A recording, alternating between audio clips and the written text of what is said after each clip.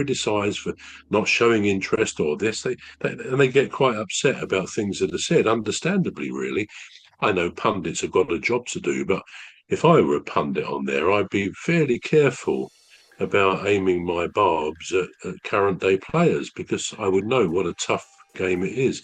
Anyway, he had a bit of a go at Rooney, because apparently when Liverpool were very much in their downturn earlier this season, Mm. Rooney on Match of the Day or on one of these programs, he said, "Oh well, now that Salah and Van Dijk have signed their new contracts," he said, their body language is that they're okay now and they don't look bothered, and that must have rubbed off on the rest of the team. Now you can actually imagine that would have gone down with Van Dijk and Salah like a lead balloon. To have someone like Rooney, or any footballer, especially a good footballer like Rooney was, saying, "Well, we've signed our contracts, now we're not bothered." I mean, nothing really could be further from the truth. And you think any pundit would say, even if they look a bit different body language wise, it's probably because the team is struggling a bit. But Van Mm. Dijk will always, in my view, be the person who motivates the team with his generalship. He's a great leader on the pitch.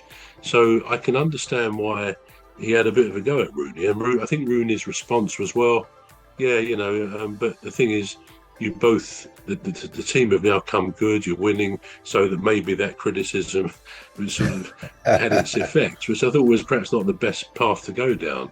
But it Mm. was all smiles. And you just sensed, was it smiles behind gritted teeth? But I don't know. But when Van Dijk went, he sort of the old footballer's hug, and he said, "Well, we move on," and you got the impression he has. But that obviously got to him and to Salah, and probably the other players who hear these things said by the pundits. It got to him very strongly, not least because it clearly wouldn't be true. Mm. Van Dijk would never become unprofessional, nor Salah. They're too good a player to do that. But that was an interesting bit of aftermath. The interviews after the game last night. Yeah. I mean, I've always respected Rooney, but lately he's had a lot to say about certain players. Yeah, you've got to be careful, really. Got to be careful. Because he was a great player himself, wasn't he? Let's It face was. it. It was. He held the goal It- scoring record until KANE took over that. But yeah. Rooney, he was a real street player, apparently, in his young days in Liverpool when he started off with Everton. But he would, he would play in the streets with his mates, and that's how he learned his football. Yeah. Mm. But he was never a great manager.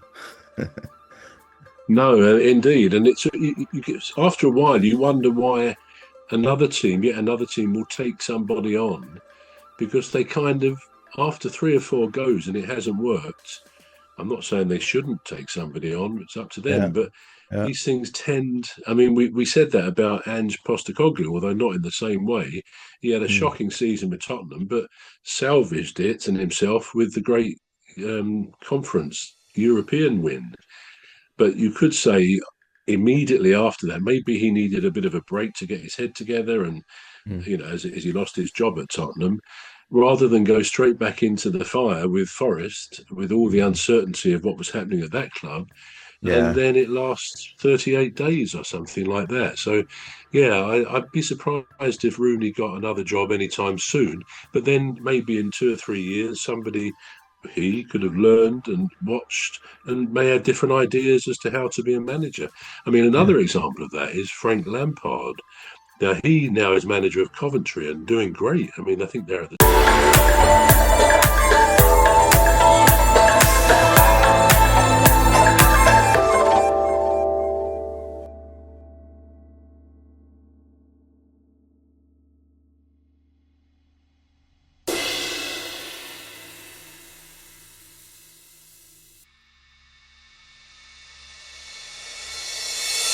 manager of Coventry and doing great. I mean, I think they're at the top of the championship, or they have been. They're up there or thereabouts.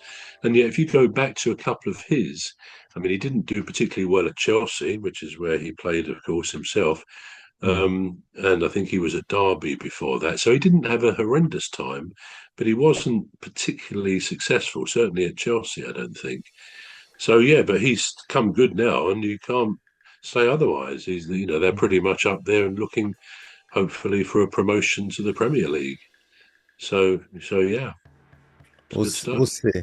It'd be good to have Frank Lampard in the Premier League. I like him. I He was a liked good him. footballer for England as Was well. was Great, good yeah, footballer. it was a good Yeah. footballer. Yeah. Right. So, still on Van Dijk. Now, the second aspect of that, the thing there is about possible move to Real Madrid is he unhappy at Liverpool? Is he happy at Liverpool? Do we know? Well, I would have thought so. He signed his contract, didn't he? I don't know how long that contract is. Probably 2 or 3 Yeah. years, I guess. Yeah.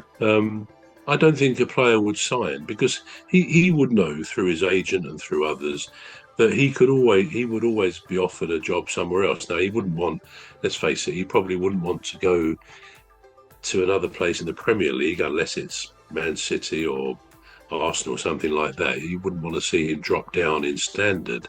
But I'm sure some European clubs would be keen to have him.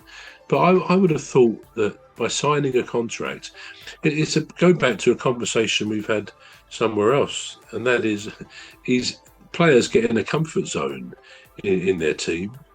They know each other. They're a good, close-knit group of players. They no Mm. doubt live in a nice circumstance, nice house, nice mansion, whatever they have, in the best part of wherever they play. So they got a good comfort zone, and life must feel. Well, we don't know what problems these footballers had, as we've said, but life must feel, for the most part, pretty good to have no financial worries and not for the rest of your life because these people make loads of money. Good luck to them. So life must feel good. So sometimes the uprooting on a transfer can be a very stressful thing, as it can be for somebody in any walk of life changing their job, going to a whole new situation. So Mm. that won't be the most desirable thing. So again, it may be that if Real Madrid didn't come back for him, as you said earlier, he might think, well, I'm not in a bad situation here. I'm playing for one of the best teams in the country. I've been here. I've got a great reputation. When I finish, I might want to try my hand at management. I might want to be a pundit. I might want to go back to, I think he's Dutch, isn't he? He must be with the Yeah. Van name, isn't he? Is yeah. You might want to go back. You might want to go back to.